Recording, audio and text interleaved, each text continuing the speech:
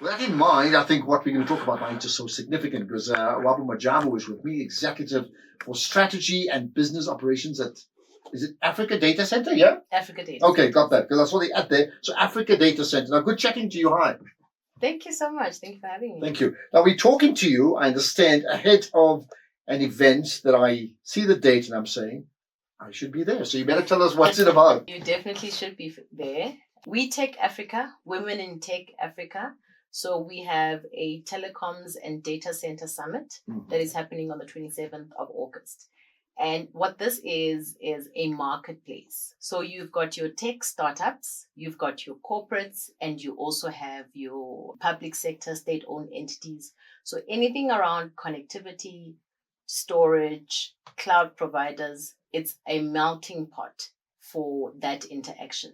How much of it is it an expo where you see new products but you can't buy, you just learn, or is it actual selling, like you see, you buy, you sell, you trade as per the marketplace you suggested? So the purpose of the summit is to establish the networks, because we know that with small, medium tech startups, the chances of failure in the first 2 years are high. So what we've seen in terms of success stories is where you have an incubator, be it a corporate, be it a state-owned entity, where we are saying you can use your enterprise supply development funds and then use that to self-disrupt. And that's how you innovate going forward. So we've got a panel of speakers, and these are executives and leaders that are saying we are looking for tech startups, women-led, to be able to take innovative solutions to the market. So when you find these women-led tech startups, right, what then is the process? What happens next? All right. Number one, you become part of the community, which is We Tech Africa, WI Tech Africa, Women in Tech. Number two, you then become part of the database. So every time an enterprise is looking for a supplier that is women-led, that is innovative in the tech space, you have a collective place to find them. That's the first thing. Then the second thing is we then establish those networks, and we are able to introduce you to potential incubator programs. So the sponsors for the event, we have the Innovator Trust, we have CCOM, we have Telecel, because they're saying there just aren't enough women-led tech startups to innovate. So your question, what happens next? I have a budget this year for enterprise supply development, and I want to innovate and I want to stay competitive. I then look at, depending whether I'm a public entity or a private entity, I look at my year 2 goals and I start sandboxing those now with those ESD funds. Whatever works in terms of viability of a product, I can take to market in the next financial year. Whatever doesn't, it still takes my compliance checkbox from a ESD perspective. Okay, to ensure that you grow the industry. So do you agree that, in terms of the people you mentioned and the sponsors, that there is a massive need for them to invest in the industry, for them to grow as well? It is, absolutely. And so it serves both sides, because what we hear a lot is access to markets. And so We Tech Africa is a virtual platform. The event itself is the first event of many that will happen annually. But what it does is it opens up the conversation to outside of the borders of the country, because you are interacting through the internet. So immediately, geography is no longer a barrier. Absolutely not. Let's talk then. So there's also a call out for people to attend, right? Of course. Okay, so who should attend? And are there restrictions, are there barriers to entry to attend? Which is a nice way of saying, what does it cost here? Of course. We can check on our social media pages, We Tech, WI Tech Africa, Women in Tech. So let me start with the sponsorship packages. It ranges from a bronze, about 25,000, to a platinum, which is about 250,000. So let me first start with the corporate, why you should attend. If you're looking to innovate, if you're looking to self-disrupt, and we've seen a lot of success stories. I can mention a couple, APSA, Telcom, where they've incubated and then taken certain products to market. If you then, as a corporate, purchase a ticket or purchase a sponsorship package, You then take your tech entrepreneurs that you're already incubating to then go and network with a bigger pool of experts, developers to then be able to scale. Because even if you're a South African business, nobody says no to being global, right? And so we are then saying you can facilitate the conversation there. If you are a tech startup, you want to attend, and an individual ticket is about 2,500 Rand just for an individual. What we found is a lot of the tech startups will ask, what do I do? What's the first step?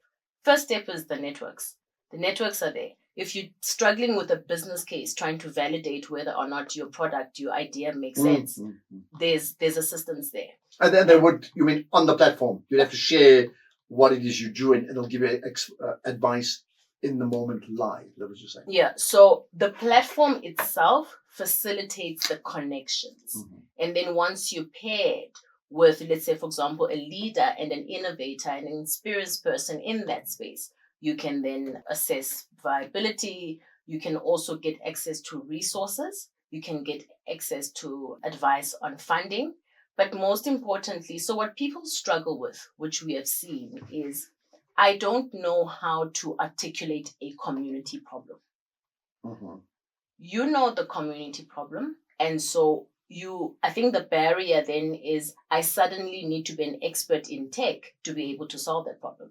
And we're saying you don't. As long as you can identify the problem and you know which experts to speak to in the room. And remember, I've mentioned from every sector of the economy that will be there, as well as, cloud providers, how to upskill, how to get into the space. So as an individual, those are the opportunities. And then as a corporate, I said, it's sponsor a group of women, tech startups, and there's knowledge sharing, there's networking, there's access to resources and access to markets. I spoke or moderated it at a Brand SA event about 2 years ago, and I've repeated this often thereafter. One of the speakers who made the point from H&M, in fact, made the point that she's Irish and lived in America.